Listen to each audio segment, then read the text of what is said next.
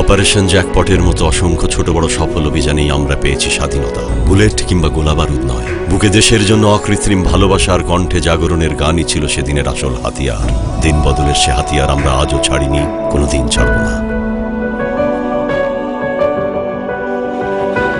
Bangla link.